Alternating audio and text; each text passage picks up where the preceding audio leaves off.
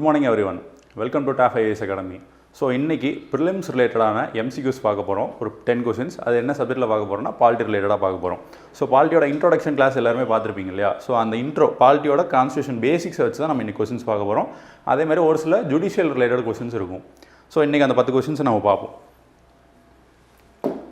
So first question பாத்தீங்கன்னா regarding the concepts of sovereignty and authority.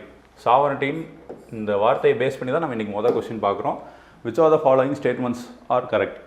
Sovereignty is an essential attribute of state. So ingredients of state ன்றதை நம்ம படிச்சிருப்போமா? மொத்தம் 4 ingredients of state இருக்கு. அதில் பார்த்தீங்கன்னா first territory, அடுத்து population, பாப்புலேஷனுக்கு அடுத்து government, அப்புறம் sovereignty. So இது நாலுமே பார்த்தீங்கன்னா ingredients of state. ஃபஸ்ட்டு ஒரு டெரிட்டரி இருக்கணும், அதில் பாப்புலேஷன் ரெகனைஸ் பண்ணுற மாதிரி இருக்கணும், அந்த பாப்புலேஷனை ரன் பண்ணுறது கவர்மெண்ட் இருக்கணும், அந்த கவர்மெண்ட்டுக்கு கரெக்டான சாவர்னிட்டி கொடுத்துருக்கணும். சாவர்னிட்டி இருந்துச்சுன்னா தான் கவர்மெண்ட் தன்னைத்தானே எந்தெந்த விஷயம்லாம் அவங்களா முடிவெடுக்க முடியுமோ சுயமாக முடிவெடுத்து என்ன வேணாலும் பண்ண முடியும். வேறு யாரும் வந்து அவங்களோட டெசிஷன்ஸில் வந்து இன்ஃப்ளூயன்ஸ் பண்ண முடியாது. ஸோ இதுதான் 4 ingredients of state. First statement பார்த்தீங்கன்னா sovereignty is an essential attribute of ஸ்டேட்ன்றப்போ சாவர்னிட்டி எசென்ஷியல் ஆட்ரிபியூட் தான். So first statement correct. அடுத்து second, the government exercise the state's authority on a day to day basis. So ஒரு ஸ்டேட்டை கரெக்டாக run பண்ணி கொண்டு போகிறதுக்கு கவர்மெண்ட் தான் டே டு பேசிஸில் எல்லா ஒர்க்கும் பண்ணி கொடுக்குறாங்க. ஸோ செகண்ட் ஸ்டேட்மெண்ட்டும் correct.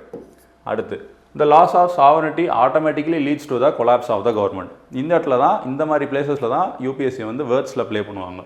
So automatically leads to collapse அப்படின்றது. சாவர்னிட்டி இல்லாமல் இருந்துச்சுன்னா கொலாப்ஸ் ஆகும் தான், பட் ஆட்டோமேட்டிக்கல் கொலாப்ஸ் ஆகுமா அப்படின்னா கிடையாது. ஸோ இந்த வேர்ட் வராது. ஸோ இந்த மாதிரி வேர்ட்ஸ்லாம் நம்ம கொஞ்சம் ஜாக்கிரதையாக இருக்கும். ஸோ அப்படி பார்க்கும்போது தேர்ட் ஸ்டேட்மெண்ட் தப்பு, first second correct. So 1 and 2 only. So அடுத்து judicial custody related questions. A person has been arrested and currently in judicial custody. So ஒருத்தர் வந்து அரெஸ்ட் பண்ணி ஜுடிஷியல் கஸ்டடியில் இருக்கார். Which of the following statements is likely to be the consequence of this situation. Judicial கஸ்டடியில் இருக்கும்போது என்னென்ன கான்சிக்வன்சஸ்லாம் இருக்கும் அப்படின்றத கேட்குறாங்க. So the police are free to interrogate the person at the jail without the court order. அதாவது ஒரு police வந்து இப்போ ஜுடிஷியல் கஸ்டடியில் இருக்க பர்சனை வித்தவுட் கோர்ட் ஆர்டர் இல்லாமல் போய் இன்ட்ராகேட் பண்ண முடியுமான்றாங்க. அப்படி கிடையாது. இன்ட்ராகேட் த பர்சன் வித்தவுட் இல்லை, வித். ஸோ வித்துன்னு தான் இந்த இடத்துல வரணும். கோர்ட் ஆர்டர் இல்லாமல் ஜெயிலில் போய் எந்த ஒரு அக்யூஸ்டையும் வந்து போலீஸ் வந்து இன்ட்ராகேட் பண்ண முடியாது. ஸோ ஃபர்ஸ்ட் ஸ்டேட்மெண்ட் தப்பு. அடுத்து, the person has a greater chance of being granted bail. Greater chance of being granted bail compared to being in police custody. 2 custody இருக்கா? போலீஸ் கஸ்டடி ஒன்று இருக்குது, ஜுடிஷியல் கஸ்டடி ஒன்று இருக்குது. Judicial கஸ்டடின்றது magistrate மூலிமா ஜெயிலில் இருப்பாங்க. ஓகேவா? ஸோ அப்படி இருக்கும்போது மேஜிஸ்ட்ரேட்டோட கண்ட்ரோலில் தானே ஜுடிஷியல் கஸ்டடி மோஸ்ட்டாக இருக்குது. அவர் முடிவு பண்ணுறதை வச்சு தான் இந்த ஜுடிஷியல் கஸ்டடி இருக்கும். ஸோ அவர் மோஸ்ட்டாக என்ன பண்ணுவார்னா, பெயில் இஸ் அ ரைட். ஓகேவா? ஜென்ரலாகவே நம்ம பார்க்கும்போது பெயில் இஸ் அ ரைட். ஒரு நான் பெயிலபிள் அஃபென்ஸ்க்கு compulsory bail is a right. அதே நான் பெயிலபிள் அஃபென்ஸ்க்கு பார்த்தோம்னா அது டிஸ்கிரிஷனரி பவர் ஆஃப் கோர்ட்னு சொல்லுவோம். ஸோ ஜுடிஷியல் கஸ்டடியில் இருக்கும்போது அந்த ஜட்ஜு முடிவு பண்ணுறது தான். அப்படி முடிவு பண்ணும்போது compulsory the person has a greater chance. Bail கிடைக்கிறதுக்கு கிரேட்டர் சான்ஸ் இருக்குது. ஏன்னா bail is a right for bailable offences. But non பெயிலபிள்ன்றது அது ஒரு எக்ஸப்ஷன்ஸ் தான். ஆனால் மோஸ்ட் ஆஃப் த பெயிலபிள் அஃபென்சஸ்க்கு bail is a greater chance of being. எப்போ அப்படின்னா, நம்ம கொஸ்டின் வந்து ஜுடிஷியல் கஸ்டடியா கம்பேர்ட் டு அப்படின்னு தானே கேட்டிருக்காங்க. ஸோ இந்த இடத்துல போலீஸ் கஸ்டடியை பற்றி கேட்கல. அவங்க பெயில் கிடைக்கிறது வந்து போலீஸ் கஸ்டடி வச்சு கேட்கல. ஜுடிஷியல் கஸ்டடியில் greater chance compared to being in police கஸ்டடின்னு கேட்டிருக்காங்க. ஸோ அதை கம்பேர் பண்ணி பார்க்கும்போது கண்டிப்பாக ஜுடிஷியல் கஸ்டடியில் பெயில் அதிகமாக கிடைக்கிறதுக்கான பாசிபிலிட்டிஸ் இருக்குது. So second statement correct. அடுத்து, to ensure the accused is not absconding while the trial is ongoing. எதுக்காக ஜுடிஷியல் கஸ்டடியோட பர்பஸ் தான் இந்த third statement. To ensure accused. அக்யூஸ்ட்னா யார்? குற்றவாளி கிடையாது, குற்றம் சாட்டப்பட்டவர் தான் நம்ம அக்யூஸ்ட்னு சொல்லுவோம். ஸோ இஸ் நாட் அப்ஸ்காண்டிங் அப்படின்னா, ஒரு ட்ரையல் அப்படின்றது கோர்ட்டில் நடக்கிற ப்ராசஸ். கோர்ட்டில் ஒரு குற்றவாளியை அரெஸ்ட் பண்ணுறாங்க, இல்லை குற்றம் சாட்டப்பட்டவரை அரெஸ்ட் பண்ணி வச்சுருக்காங்க அப்படின்னா அவங்களோட அந்த கேஸை நடத்துகிற ப்ராசஸ் தான் வந்து நம்ம ட்ரையல்னு சொல்லுவோம், கோர்ட்டில் நடக்கிற ப்ராசஸ். ஸோ அப்படி நடக்கும்போது அந்த குற்றவாளி இன்கேஸ் இப்போது வந்து குற்றம் சாட்டப்பட்டவர் தான், இவர் வந்து கண்டிப்பாக வந்து க்ரைம் பண்ணியிருக்கலாம், இல்லை க்ரைம் பண்ணாமையும் இருந்திருக்கலாம். பட் அது ட்ரையலுக்கு அப்புறம் தான் தெரியும். இன்கேஸ் அவர் வந்து க்ரைம் பண்ணவராக இருக்கார் அப்படின்னா நம்ம அவருக்கு பெயில் கொடுத்து வெளியே அனுப்பிச்சிட்டோன்னா அவர் எஸ்கேப் ஆயிடுவார். திரும்ப கோர்ட்டில் வந்து போலீஸ் தேடி பிடிக்கணும், ஏகப்பட்ட ப்ராசஸ் இருக்குது.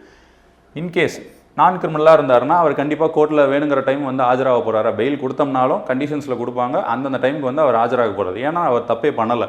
ஸோ அப்படின்ற பட்சத்தில் எஸ்கேப் ஆயிடக்கூடாது, கோர்ட்டுக்கு ட்ரையலுக்கு அப்பப்போ வரணும், எஸ்கேப் ஆயிடக்கூடாது அப்படின்றதுக்காக தான் அந்த ஜுடிஷியல் கஸ்டடின்றது ஒன்று கம்பல்சரி வைக்கிறாங்க. ஜுடிஷியல் கஸ்டடினா என்ன? ஜெயிலில் இருக்கிறது. ஸோ அடுத்த கொஸ்டின் பாருங்கள். The state's external sovereignty is best demonstrated by its external sovereignty. சாவரண்டின்றது ரெண்டு விதம் இருக்குது, இன்டர்னல் ஒன்று எக்ஸ்டர்னல். இன்டர்னல்ன்றது இந்தியாவுக்குள்ளே என்னென்ன விஷயம்லாம் நம்ம கொண்டு போகலாம், யார் கூட என்ன தொடர்பு வச்சுக்கலாம் அப்படின்றத, ஸ்டேட்ஸுக்குள்ளே இருக்கிற ரிலேஷன்ஷிப், இந்த மாதிரி இருக்கிறதுலாம் வந்து நம்ம இன்டர்னல் சாவரண்டிக்குள்ளே வரும். எக்ஸ்டர்னல் அப்படின்றது இன்டர்நேஷ்னல் லா. ஒரு இன்டர்நேஷ்னலாக இந்தியாவை வந்து பைண்ட் பண்ணி இருக்கணுமா, அதை நம்ம ராட்டிஃபை பண்ணணுமா, அது நமக்கு ஓகேவா, நம்ம அந்த இடத்துல போய் சைன் பண்ணலாமா, நம்ம அந்த ஆர்கனில் வந்து மெம்பராக இருக்கலாமா, இப்படின்றதெல்லாம் நம்மளே டிசைட் பண்ணிக்கிறது தான் எக்ஸ்டர்னல் சாவரண்டி அப்படின்றது. ஸோ இந்த கொஸ்டின் வந்து எக்ஸ்டர்னல் சாவரண்டி. இதுக்கு அப்ளிகபிளாக இருக்க ஸ்டேட்ஸ் வந்து பாருங்கள், ability to handle internal rebellions and maintain law and ஆர்டர்னு கொடுத்துருக்காங்க. இன்டர்னல் கொஸ்டின்லேயே நமக்கு இருக்குது எக்ஸ்டர்னல் சாவரண்டி அப்படின்னு. ஸோ அப்புறம் எப்படி இன்டர்னல் ரிபல்லியன்ஸ் வரும்? அடுத்து authority to collect taxes from its citizens, டாக்ஸுக்கும் இதுக்கும் சம்மந்தமே கிடையாது. அடுத்து third exclusive right to issue currency and regulate its economy, இதுக்கும் அதுக்கும் வந்து பெருசாக, இது எக்கனாமிக் டேர்ம், இந்த எக்ஸ்டர்னல் சாவரண்டின்றது பொலிட்டிக்கல் டேர்ம். ஸோ இதுக்கும் அதுக்கும் பெருசாக லிங்க் கிடைக்குமா அப்படின்னா இல்லை. அடுத்து கடைசி ஸ்டேட்மெண்ட் பாருங்கள், freedom from the control of other states in conduct of its foreign policy. நான் சொன்னேன் இல்லையா, வெளியே இன்டர்நேஷ்னல் லெவலில். ஸோ அந்த ஃபாரின் பாலிசி மேக் பண்ணுறதோ இல்லை அதை வந்து சைன் பண்ணி ராட்டிஃபை பண்ணுறதோ, இந்த மாதிரி விஷயத்தில் வந்து மற்ற கண்ட்ரி வந்து நம்ம மேலே கண்ட்ரோல் எடுக்க முடியாது. ஸோ அதை தான் நம்ம freedom from control of other states, other states வந்து நம்மளை கண்ட்ரோல் பண்ண முடியாது. ஸோ அதுதான், அதிலிருந்து அந்த ஃப்ரீடம் கிடைக்குதுன்றது தான் இந்த எக்ஸ்டர்னல் சாவரண்டி. ஸோ ஸ்டேட்மெண்ட் என்ன கரெக்டு? ஃபோர்த் ஸ்டேட்மெண்ட் தான் கரெக்ட்.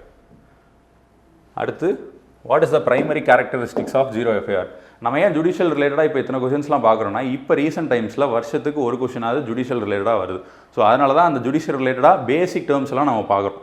ஏன்னா இதுக்கு முன்னாடி ஜுடிஷியல் கஸ்டடி கேட்டிருக்காங்க, அப்புறம் பரோல், இந்த மாதிரி டேர்ம்ஸ்லாம் வந்திருக்கு. ஸோ இந்த மாதிரி ஜீரோ எஃப்ஐஆர் இதெல்லாம் வந்து நம்ம எக்ஸ்பெக்ட் பண்ணலாம். ஸோ அதனால தான். ஸோ ஜீரோ எஃப்ஐஆர்னா என்ன? நார்மலாக நம்ம பார்த்துருப்போம் எஃப்ஐஆர், அது என்ன, ஃபஸ்ட் இன்ஃபர்மேஷன் ரிப்போர்ட் அப்படின்றது. ஜீரோ எஃப்ஐஆர்ன்றது அதுக்கு அடுத்து வந்தது தான். ஏன் ஜீரோ எஃப்ஐஆர்னா என்னென்னா, சிம்பிளாக சொல்லணும்னா, இப்போ ஒரு இடத்துல ஒரு தெஃப்ட்டோ இல்லை ஒரு மர்டரோ வந்து ஒரு பிளேஸில் நடக்குதுன்னு வச்சுக்கோங்க. அந்த இடத்துல இப்போ அங்கே தெஃப்ட், அந்த மர்டர் நடந்ததுக்கப்புறம் நீங்கள் அங்கேருந்து எஸ்கேப் ஆகி, மர்டர்னு இல்லாமல் ஒரு இன்ஜுரி நடக்குது, யாரோ உங்களை வந்து அடிக்க வராங்க, அடிக்க வந்ததில் நீங்கள் நிறைய அஃபெக்ட் ஆகிருக்கீங்க, பிளட்லாம் லாஸ் ஆகுது. ஆனால் நீங்கள் அந்த ரீஜனை விட்டு எஸ்கேப் ஆகி கிட்டத்தட்ட ஒரு 10 கிலோமீட்டர் 15 கிலோமீட்டர் ட்ராவல் பண்ணி வேறு ஜூரிஸ்டிக்ஷனுக்கு போயிடுறீங்க. அப்படி போயிட்டீங்க அப்படின்றப்போ அங்கே இருக்க போலீஸனை நீங்கள் கம்ப்ளைண்ட் பண்ணும்போது, இது எங்கள் ஜூரிஸ்டிக்ஷன் இல்லை, நீங்கள் இங்கே கம்ப்ளைண்ட் பண்ணக்கூடாது அப்படின்னு சொல்லி அந்த ஸ்டேஷனில் சொல்லக்கூடாது. அதுக்காக தான் அந்த ஜீரோ எஃப்ஐஆர்ன்றது. நீங்கள் எந்த இடத்துல வேணாலும், அந்த நார்மலாகவே கேசஸ்க்கு இந்த ஜூரிஸ்டிக்ஷன்னா அந்த ஜூரிஸ்டிக்ஷனில் மட்டும்தான் போய் கேஸ் ஃபைல் பண்ணணும் அப்படின்றது. ஆனால் இங்கே ஜீரோ எஃப்ஐஆரில் அப்படி கான்செப்ட் கிடையாது. எந்த இடத்துல பிளேஸ் ஆஃப் அக்கரன்ஸ் இருந்தாலும் நம்ம போய் ஒரு இடத்துல வந்து எஃப்ஐஆர் ஃபைல் பண்ண சொல்லி நம்ம போலீஸ்ட்டு கேட்கணும்னா அவங்க ரிஜெக்ட் பண்ணாமல் எஃப்ஐஆர் ஃபைல் பண்ணணும். அதுதான். ஸோ அதுக்கு அப்ளிகபிளாக இருக்க ஸ்டேட்மெண்ட்ஸ் பாருங்கள். It is an FIR filed only in cases of crimes against women and children. அதுக்கும் இதுக்கும் சம்மந்தம் இருக்கா? நான் சொன்னது ஜூரிஸ்டிக்ஷன். ஸோ அதுக்கும் இதுக்கும் சம்மந்தம் இல்லை. அடுத்து it is an FIR that does not have a case number. Case நம்பருக்கும் இதுக்கும் சம்மந்தம் இல்லை. தேர்டு பார்த்தீங்கன்னா it is an FIR filed by a police station without having jurisdiction. இதுதான் நான் உங்களுக்கு கொடுத்த definition. Without having jurisdiction over the area where the crime was committed. ஏதோ ஒரு இடத்துல வந்து கிரைம் நடந்திருக்கும், ஆனால் அதுக்கு ஆப்போசிட்டாக வேறு ஏதோ ஒரு பிளேஸில் போய் நம்ம கொடுக்கும்போது அந்த இடத்துல கேஸ் ஃபைல் பண்ணி தான் ஆகணும். அதுதான் அந்த without jurisdiction. So option C is correct. அதே மாதிரி லாஸ்ட் பாருங்கள், it is an FIR filed only for minor offences. அதுக்கும் நான் சொல்லி கொடுத்ததுக்கும் எந்த சம்மந்தமும் இல்லை. ஸோ இந்த ஸ்டேட்மெண்ட் கிடையாது. ஃபோர்த்துக்கு சி ஆப்ஷன் தான் correct.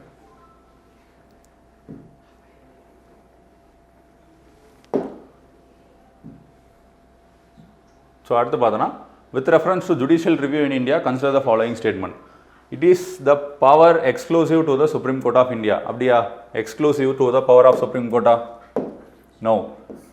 Supreme Court plus High Court ரெண்டு பேருக்குமே ஜுடிஷியல் ரிவ்யூ பண்ணுறதுக்கான பவர்ஸ் இருக்குது. ஸோ அதை எக்ஸ்க்ளூசிவ் அப்படின்னு சொல்லக்கூடாது. நம்ம பாலிட்டியில் பார்க்கும்போது யூபிஎஸ்சியில் மெயினாக இந்த மாதிரி ஒரு சில வேர்ட்ஸில் தான் ப்ளே பண்ணுவாங்க. எக்ஸ்க்ளூசிவ், ஆட்டோமேட்டிக்கலி, ஒன்லி, எக்ஸ்பிளிசிட்லி, இந்த மாதிரி வேர்ட்ஸில் தான் ப்ளே பண்ணுவாங்க. ஸோ அந்த மாதிரி வேர்ட்ஸ்லாம் நம்ம ஜாக்கிரதையாக இருக்கணும். ஸோ அடுத்த ஸ்டேட்மெண்ட் பாருங்கள். ஸோ எக்ஸ்க்ளூசிவ் இல்லைன்றப்போ இந்த ஸ்டேட்மெண்ட் தப்பாயிருது. அடுத்து the power of judicial review is explicitly mention in the constitution of India. இது கரெக்டாக? நான் சொன்னல இந்த வேர்ட்ஸில் ப்ளே பண்ணுவாங்க அப்படின்ட்டு. எக்ஸ்பிளிசிட்லி கிடையாது, இம்ப்ளிசிட்லி. ஸோ இந்த ஸ்டேட்மெண்ட்டும் நமக்கு வராது. ஜுடிஷியல் ரிவ்யூ கொடுத்துருக்காங்க, நம்ம 13 and 32ல் பார்ப்போம் இது ரிலேட்டடான ப்ரொவிஷன்ஸ், ஆர்டிகல் 13 and 32ல். பட் எக்ஸ்பிளிசிட்லி கொடுத்துருக்காங்களான்னா இல்லை, இம்ப்ளிசிட்டாக தான் அதில் கொடுத்துருக்காங்க. டேரெக்டாக வந்து அதே மாதிரி இன்னொரு கொஸ்டின்ஸ் பார்த்துருப்பீங்களா, ஜுடிஷியல் ரிவ்யூன்ற வேர்டு வந்து கான்ஸ்டியூஷனில் மென்ஷன் பண்ணியிருக்காங்களான்னு கேட்பாங்க. அதுவும் கிடையாது, கான்ஸ்டியூஷனில் மென்ஷன் பண்ணாத ஒரு வார்த்தை. ஸோ இந்த ஸ்டேட்மெண்ட்டும் கரெக்ட், தப்பு. ஸோ அப்போ 2 ஸ்டேட்மெண்ட்டு தப்புன்றப்போ option B, neither 1 nor 2. So next, consider the following statements regarding the scope of judicial review. அதே ரிலேட்டடாக தான். So it applies to laws passed by the parliament and the state legislature. எல்லா லாஸ்க்கும் suit ஆகும் தானே. So இந்த statement correct. It applies to administrative and executive actions of government. அதுக்கும் suit ஆகும். Legislative ஆக்ஷன்ஸ்க்கு மட்டும் கிடையாது, அட்மினிஸ்ட்ரேட்டிவ் அண்ட் எக்ஸிக்யூட்டிவ் ஆக்ஷன்ஸ்க்கும் சூட் ஆகும். ஸோ செகண்ட் ஸ்டேட்மெண்ட்டும் correct. Third, the power of judicial review is absolute and can't be restricted by any constitutional amendment. அப்சல்யூட்டா இந்த வேர்டும் வந்து வேர்ட்ஸில் ப்ளே பண்ணக்கூடிய ஒரு வேர்டு தான். பாலிட்டியில் மெயினாக இந்த வார்த்தையும் கான்ஸ்டியூஷனில் கொடுக்கப்பட்ட எந்த ஒரு டேர்ம்ஸும் அப்சல்யூட் கிடையாது. எல்லா இடத்துலையுமே எக்ஸப்ஷன்ஸ்ன்றது இருக்குது. எதுவுமே இப்படி தான் அப்படின்னு நம்ம சொல்லிட முடியாது. ஒரு சில சுச்சுவேஷனுக்கு ஏற்ற மாதிரி எக்ஸப்ஷன்ஸ் இருக்கும், ரெஸ்ட்ரிக்ஷன்ஸ் கொடுத்துருப்பாங்க. So power of judicial review absolute கிடையாது. ஸோ அதனால இந்த ஸ்டேட்மெண்ட் தப்பு. அதே மாதிரி கான் பி ரெஸ்ட்ரிக்டட் பை, இதை வேணால் நம்ம சொல்லலாம், பேசிக் ஸ்ட்ரக்சர் ரிலேட்டடாக நம்ம பார்க்கும்போது கரெக்டாக தெரியும். ஆனால் இந்த இடத்துல அப்சல்யூட்ன்ற வார்த்தையிலே இந்த ஸ்டேட்மெண்ட் வந்து தப்பாயிடுது. So 1, 2 and 3. So which of the following given above is or not correct? இந்த வார்த்தையை நோட் பண்ணணும். இதுவும் ப்ளே பண்ணக்கூடிய ஒரு டேர்ம் தான். நாட் கரெக்டுன்றதை பார்க்கணும். இல்லை அப்படின்னா என்ன பண்ணுவோம், நம்ம 1, 2, 3 மூணுமே தப்புன்றதில் நம்ம போட்டுருவோமா. கரெக்ட், இன்கேஸ் கரெக்டுன்னு கேட்டிருந்தாங்கன்னா நம்ம மூணுமே இல்லைன்னு சொல்லி நம்ம போட்டுருவோம். ஆனால் இந்த இடத்துல கேட்டிருக்கிறது which of the following given above or not correct தான் கேட்டிருக்காங்க. ஸோ தேர்டு மட்டும்தான் தப்பு. ஸோ 3 only தான் நாட் கரெக்ட். இன்கேஸ் கரெக்ட் கேட்டிருந்தாங்கன்னா நம்ம 1 and 2 போட்டிருப்போம். 1 and 2, ஆனால் இங்கே ஆப்ஷன் கேட்கல. இன்கேஸ் கேட்டிருந்தாங்க அப்படின்னா 1 and 2 கரெக்ட்னு போட்டிருப்போம். ஆனால் நாட் கரெக்டுன்றதை வச்சு தான் நம்ம பார்க்கணும். ஸோ 3 மட்டும் தான் கரெக்ட், நாட் கரெக்டுன்றப்போ third statement not correct. So next question பாருங்கள், a person fails to pay a large டெப்ட் to a bank as per the agreement. அதாவது ஒரு பேங்க்கில் ஒருத்தர் லோன் வாங்கியிருக்காரு, அதை கட்டாமல் இருக்கார். What type of law is this situation most likely to fall under? நம்ம நார்மலாக 2 கேசஸ் பார்த்துருப்போமா, டைப் ஆஃப் கேசஸ். ஒன்று கிரிமினல் கேசஸ், இன்னொன்று சிவில் கேசஸ். நம்ம ஜஸ்ட் பேசிக் அண்டர்ஸ்டாண்டிங்கில் நமக்கு இது என்ன தெரியும், கிரிமினல் கேசஸ்னால் அடிதடி, சிவில் கேசஸ்னால் பேப்பர் ரிலேட்டட் ஒர்க்ஸ் அப்படின்ற மாதிரி நம்ம வச்சுருப்போம். அப்படி கிடையாது. கிரிமினல் கேசஸ்னால் ஒரு சொசைட்டியை மொத்தமாக அஃபெக்ட் பண்ணக்கூடிய விஷயமா இருக்கும். அப்படி இருந்துச்சுன்னா தான், அதாவது ஒரு க்ரைம் வந்து மொத்தமாக சொசைட்டியை அஃபெக்ட் பண்ணக்கூடிய விஷயமா இருந்துச்சுன்னா அது கிரிமினல் கேசஸ். இன்கேஸ் ஒரு ப்ரைவேட் பார்ட்டிஸ், உங்களுக்கும் எனக்கும் தனிப்பட்ட தகராறு, தனிப்பட்ட பிரச்சனை, ஏதோ லேண்ட் விஷயத்துலையோ ஏதோ கன்ஸ்ட்ரக்ஷன்லையோ இல்லை பேச்சுவார்த்தையிலையோ ஏதோ ஒரு நம்ம 2 பேருக்கும் ஒரு தனிப்பட்ட பிரச்சனையாக இருந்துச்சு அப்படின்னா அது சிவிலில் வரும். ஜஸ்ட் அடிதடி வெட்டு குத்து அப்படின்றது கிடையாது. அப்படி பார்த்தீங்கன்னா கிரிமினலில் தெஃப்ட்ன்றது எக்ஸாம்பிள் பாருங்கள், தெஃப்ட் வந்து அடிதடின்றதுல வருமா, கிடையாது. ஸோ அது வந்து பட் என்ன நான் சொன்ன கண்டிஷன் படி பாருங்கள், சொசைட்டியை மொத்தமாக அஃபெக்ட் பண்ணும். எக்ஸாம்பிள் என்னென்னா, இப்போது இந்த ஏரியாவில் நீங்கள் இருக்கிற ஊரில் ஒரு தெஃப்ட் நடக்குது, அதாவது ரெகுலராக நடக்குதுன்னு வச்சுக்கோங்க. இந்த தீரன் படத்தில் வர மாதிரி ரெகுலராக தெஃப்ட் நடந்துட்டு இருக்கு அப்படின்னா நார்மலாக நியூஸில் என்ன பரவ ஆரம்பிச்சிடும், இந்த ஏரியா வந்து ரொம்ப பாதிப்பு ஏற்படுத்தக்கூடிய ஏரியா அப்படின்னு சொல்லி மக்கள் அந்த இடத்துக்கு புதுசாக யாரும் ரெண்ட் எடுத்து வந்து ஸ்டே பண்ண மாட்டாங்க, அங்கே இருக்கிறவங்க வெக்கேட் பண்ணி போவாங்க. ஸோ இந்த மாதிரி சொசைட்டியை ஒரு க்ரைம் வந்து சொசைட்டியை மொத்தமாக அஃபெக்ட் பண்ணுது அப்படின்னா அதுதான் வந்து கிரிமினலில் வரும். So civil. ஸோ இப்படி பார்க்கும்போது இங்கே இந்த லார்ஜ் டெப்ட் வாங்கியிருக்காங்க இல்லையா, இது 2 பேருக்கு நடுவில் நடந்தது தானே. பேங்க்குக்கும் ஒரு ப்ரைவேட் பர்சனுக்கும், இவங்க 2 பேருக்குள்ள ரிலேஷன்ஷிப் தான். இந்த லோன் பிரச்சனைனால ஏதாவது கவர்மெண்ட் சொசைட்டியை மொத்தமாக அஃபெக்ட் பண்ணுற மாதிரி ஏதாவது விஷயம் இருக்கா, கிடையவே கிடையாது. ஸோ அப்படி பார்க்கும்போது இது வந்து சிவில்லால தான் வரும். அப்படி பார்க்கும்போது நமக்கு ஆப்ஷன் பாருங்கள், ஃபஸ்ட்டு வந்து கிரிமினல் லா, அதை பார்த்தோன்னே நம்ம ரிஜெக்ட் பண்ணியிருக்கோம். செகண்ட் பாருங்கள் civil law, as it involves a dispute between private parties. 2 private parties கீழே தான். நான் சொன்ன மாதிரி சிவில் லான்றது ப்ரைவேட் பார்ட்டிஸா. ஸோ இந்த ஸ்டேட்மெண்ட் தான் நமக்கு கரெக்ட். சிவில் லா அது கண்டரில் தான் வரும். இது public law, criminal law, both criminal and civil லா, இந்த ஆப்ஷன்ஸ் எதுவுமே வராது. It's a civil law. So அடுத்த 8th question, which are the following best describes the role of population as an ingredient of states? நம்ம மேலே பார்த்தோமா, ingredients of ஸ்டேட்ஸில் வந்து population அப்படின்றது ஒன்று பார்த்தோமா. ஸோ அந்த பாப்புலேஷன் எதுக்காக அதில் ரோலில் வருதுன்றது தான் நம்ம பார்க்குறோம். It is a source of state sovereignty. சாவரனிட்டியும் ஒரு எலமெண்ட் தான். ஸோ இதுக்கும் அதுக்கும் கனெக்ஷன் கிடையாது. அடுத்து it refers to a group of people living together united by common laws and governing body. So இந்த இதுதான் பாப்புலேஷனுக்கு ஏற்ற மாதிரி குரூப் ஆஃப் பீப்புளை மென்ஷன் பண்ணி வருது. ஸோ இதை ஹோல்ட் பண்ணுங்கள். அடுத்து it must have a minimum number of inhabitants. Minimum number of people இருந்தால் தான் அது பாப்புலேஷன் வந்து அந்த ஸ்டேட் ரெகனைஸ் பண்ணுறது கிடைக்குமானா கிடையாது. ஒரு சில சிட்டிஸில் ரொம்ப கம்மியான பாப்புலேஷனும் இருக்குல்ல. ஸோ அப்படின்றப்போ அந்த மினிமம் நம்பர் ஆஃப் இன்ஹாபிட்டன்ஸ் நம்ம ரூலாக சொல்ல முடியாது. அதே மாதிரி it must be large homogeneous group of people, இதுவும் நம்ம கண்டிஷன் சொல்ல முடியாது. ஒரு சில இடத்துல கம்மியாக இருக்கலாம், ஒரு சில இடத்துல லார்ஜாக இருக்கலாம். ஸோ அப்படி பார்க்கும்போது நமக்கு செகண்ட் ஸ்டேட்மெண்ட் தான் கரெக்ட். ஸோ அடுத்து, the territory of a state includes which are the following. ஒரு டெரிட்டரி ஆஃப் ஏ ஸ்டேட்டில் என்னென்னலாம் இன்க்ளூட் ஆகுது? Only the land mass, territorial waters அப்படின்றாங்க. அடுத்து இது கம்பல்சரி லிங்க் ஆகும். அடுத்து ஒன்லி த லேண்ட் மாஸ்ன்னு சொல்கிறாங்க, அப்படி வருமா? கிடையாது. அடுத்து த land mass, territorial waters and all international waters. International waters எப்படி நம்ம டெரிட்டரியில் இன்க்ளூட் ஆகும்? ஸோ இந்த ஆப்ஷன் கிடையாது. அடுத்து த land mass, territorial waters and air space above the boat. இந்த ரெண்டுத்துக்கும் மேலே இருக்க ஏர் ஸ்பேஸும் இன்க்ளூட் ஆகும். ஸோ இது முக்கியமாக நம்ம பார்க்கணும். ஸோ இந்த ஸ்டேட்மெண்ட் தான் கரெக்ட். டெரிட்டரியல் வாட்டர்ஸ்னால் நீங்கள் பார்த்துருப்பீங்களா, லா ஆஃப் சீஸில் வந்து 12 நாட்டிக்கல் மைல்ஸ் வரைக்கும் நம்ம லிமிட்டில் இருக்குன்னு பார்த்துருப்போமா, அதுதான் டெரிட்டரியல் வாட்டர்ஸ் இன்க்ளூட் ஆகும். லேண்ட் மாஸ்ன்றது நம்ம நார்மலாக இருக்கிற லேண்டு, இந்த ரெண்டுத்துக்கும் மேலே இருக்க ஏர் ஸ்பேஸ். மேலே பறந்து போகக்கூடிய ஃப்ளைட் வந்து ஒரு கண்ட்ரியிலேருந்து இன்னொரு கண்ட்ரிக்கு பறந்து போகும்போது ஏதாவது எனிமி ஏரோப்ளைன்ஸ்லாம் வந்து நம்ம இதில் பறந்து போக முடியாது. ஸோ அதுக்கான லிமிடேஷன்ஸ்லாம் நம்ம கொடுத்துருக்கோம். லா ஆஃப் இன்டர்நேஷ்னல் லா படி அந்த ப்ரொவிஷன்ஸ்லாம் இருக்குது, அதெல்லாம் டீட்டெயிலாக பார்க்கும்போது பார்க்கலாம். அடுத்த கொஸ்டின் பார்த்தீங்கன்னா, which are the following statements about the relationship between sovereignty and other elements is correct? So sovereignty relate பண்ண கொஸ்டின்ஸ் தான். நம்ம மேலே இன்டர்னல் சாவரனிட்டி, எக்ஸ்டர்னல் சாவரனிட்டி ரெண்டுமே சொல்லி கொடுத்தோன்னா, ஸோ அதோட டெஃபினிஷன் தான் பேசிக்காக இங்கே கொடுத்துருப்பாங்க பாருங்க.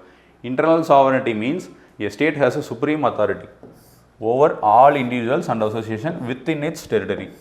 அதுதானே இன்டர்னல் சாவரனிட்டின்றது, அந்த கண்ட்ரிக்குள்ளே இவங்க தான் சுப்ரீம் அத்தாரிட்டி. இந்தியாவுக்குள்ளே என்ன ஒரு டெசிஷன்ஸ் எடுக்கணும்னாலும் அவங்களுக்கான சுப்ரீம் பவர் கொடுத்துருக்காங்க. பார்லிமெண்ட்டோ இல்லை எந்த ஸ்டேட் கவர்மெண்ட்டோ அந்தந்த ரீஜனுக்குள்ளே எடுக்கிறதுக்கான சுப்ரீம் டெசிஷன்ஸ் இருக்குது. ஸோ சாவரனிட்டின்றது தன்னைத்தானே முடிவு, எல்லா விஷயத்தையும் யாரும் அவுட் சைடு த கண்ட்ரோல், வேறு யாரும் அவங்கள வந்து கண்ட்ரோல் பண்ணவே முடியாது. அதுதான் இன்டர்னல் சாவரனிட்டி. ஸோ அதோட பேசிக் டெஃபினேஷன் தான் first point. So first point correct. அடுத்து, external sovereignty means state is independent from external control in its foreign relation. நான் சொன்னால் இன்டர்நேஷ்னலால் ஒரு இடத்துல போய் ராட்டிஃபை பண்ணுறதா இருக்கட்டும், ஒரு ஆர்கனில் போய் நம்ம ஜாயின் பண்ணுறதா இருக்கட்டும், அதுலேயும் வந்து வேறு யாரும் தலையிட முடியாது. வேற ஒரு கண்ட்ரி வந்து நம்மளை வந்து இங்கே போய் இதில் ஜாயின் பண்ணுங்க அப்படின்னு சொல்ல முடியாது. ஸோ அந்த மாதிரி ரிலேஷன்ஸில் கான்ஃப்ளிக்ட்லாம் இருக்கிறனால தான் இப்போ ட்ரம்ப்புக்கும் நமக்கும் இஷ்யூ நடந்துட்டு இருக்குது. ஸோ செகண்ட் ஸ்டேட்மெண்ட்டும் correct. Third, sovereignty is a characteristics of government not the state. நம்ம ஸ்டேட்டோட இன்க்ரீடியன்ஸில் தானே சாவரனிட்டியை பார்த்தோம், கவர்மெண்ட்டோட இன்க்ரீடியன்ஸ்லேயே பார்த்தோம். ஸோ அப்படி பார்க்கும்போது ஸ்டேட்டோட இது தான் வரும். இது இங்கே போயிருந்துச்சு அப்படின்னா இந்த ஸ்டேட்மெண்ட் கரெக்டாக இருந்திருக்கும். ஸோ அப்படி பார்க்கும்போது இந்த ஸ்டேட்மெண்ட் தப்பு. ஸோ 3 ஸ்டேட்மெண்ட் பாருங்கள். Which are the following statement given above are not correct தான் கேட்டிருக்காங்க. அப்படி பார்க்கும்போது தேர்ட் ஸ்டேட்மெண்ட் மட்டும்தானே not correct. So third statement தான் நாட் கரெக்ட். ஸோ அடுத்த கிளாஸில் மற்ற சப்ஜெக்ட்ஸ் ரிலேட்டடாக 10 கொஷின்ஸ் வந்து சால்வ் பண்ணுவாங்க. ஸோ ஃபர்தராக வந்து நம்ம கொஷின்ஸ் எப்படி சால்வ் பண்ணுறது, எப்படி யூபிஎஸ்சியில் கேட்குறாங்க, எந்த மாதிரி கொஷின்ஸ்லாம் இப்போ ட்ரெண்டில் இருக்குது அப்படின்றத நம்ம ஃபர்தராக பார்ப்போம். தேங்க்யூ.